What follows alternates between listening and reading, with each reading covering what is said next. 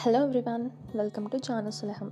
இன்றைக்கி நம்ம என்ன பார்க்க போகிறோம் அப்படின்னா, ரெட் ரைஸில் வந்து நம்ம ஒரு பிஸ்மிலாபாத் மாதிரி செய்யலாம். ரெட் ரைஸில் நிறைய பெனிஃபிட்ஸ் இருக்குது. இது சாப்பிட்டா நம்ம சுகர் கண்ட்ரோல் ஆகும், ஹார்ட் ஹெல்த்துக்கு நல்லாயிருக்கும், டைஜஷன் இம்ப்ரூவ் ஆகும், தென் வெயிட்டும் ஈஸியாக மேனேஜ் ஆகும். ப்ரெக்னென்சி டைமில் இது வந்து நல்ல ஒரு ஹெல்த்தியான டிஷ். இது பிஸ்மிலாபாத் எப்படி செய்யலான்ட்டு பார்க்கலாம் வாங்க. ஃபர்ஸ்ட் நம்ம ரெட் ரைஸை வந்து ஒரு கப் அளவு எடுத்து வச்சுருக்கேன்.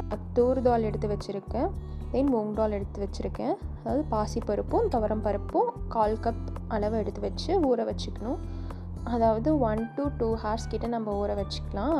இப்போ நம்ம குக்கர் எடுத்துக்கலாம். அது ஹீட் ஆகினதுக்கப்புறம் ஆயில் கொஞ்சம் ஊற்றிக்கலாம். நமக்கு வேணும்னா கீ கூட ஊற்றிக்கலாம்.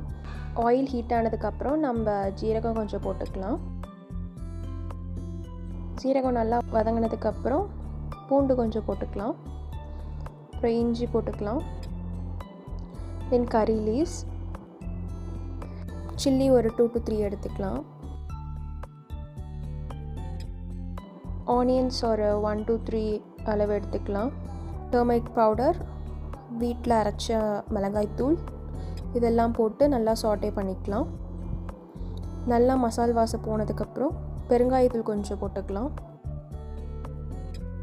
கொஞ்சமாக டொமேட்டோஸ் ஒரு 1 or 2 எடுத்துக்கலாம். நல்லா வதக்கி விடுங்க. சால்ட் கொஞ்சம் ஆட் பண்ணிக்கலாம். அப்புறம் கேரட், பீன்ஸ் கொஞ்சம் கட் பண்ணி போட்டுக்கலாம். அப்புறம் ட்ரம்ஸ்டிக்,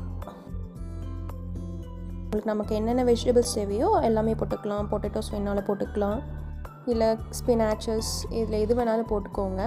தேவையான வெஜிடபிள்ஸ்லாம் ஆட் பண்ணிக்கோங்க. போட்டு நல்லா எல்லாத்தையும் கிளறி விடுங்க. இப்போ நம்ம ஊற வச்சுருந்த அந்த ரெட் ரைஸ் அண்ட் பாசிப்பருப்பு, துவரம் பருப்பு எல்லாத்தையும் போட்டு கிளறி விடுங்க. நல்லா அந்த மசாலோட மிக்ஸ் ஆகட்டும். நான் வந்து இப்போ 5 கப் அளவு தண்ணி ஊற்றிக்கிறேன். ஒரே ஒரு விசில் மட்டும் வரட்டும். மிச்சதெல்லாம் சிம்மில் வச்சு ஒரு 20 minutes அளவு விசில் விட்டுக்கலாம். விசிலோட கணக்கு வந்து பார்க்க வேண்டாம். நல்லா ஒரு 20 minutes அளவு சிம்மில் வச்சுருந்தா அது நல்லா ரைஸ் வந்து நல்லா வெந்து வரும். இப்போ நம்ம விசில் போட்டாச்சு,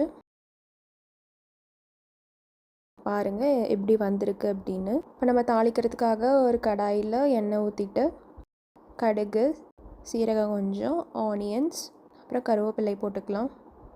இப்போ நம்ம அந்த தாளிப்பு எடுத்து அதில் போட்டு கிளறி விடுங்க. அவ்வளோதான், நம்மளோட பிஸ்மிலாபாத் ரெடி ஆகிடும்.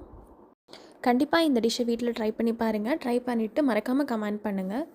இந்த வீடியோ உங்களுக்கு பிடிச்சிருக்கு அப்படின்னா லைக் பண்ணுங்கள், கமெண்ட் பண்ணுங்கள், ஷேர் பண்ணுங்கள். மறக்காமல் சப்ஸ்கிரைப் பண்ணுங்கள். தேங்க்யூ.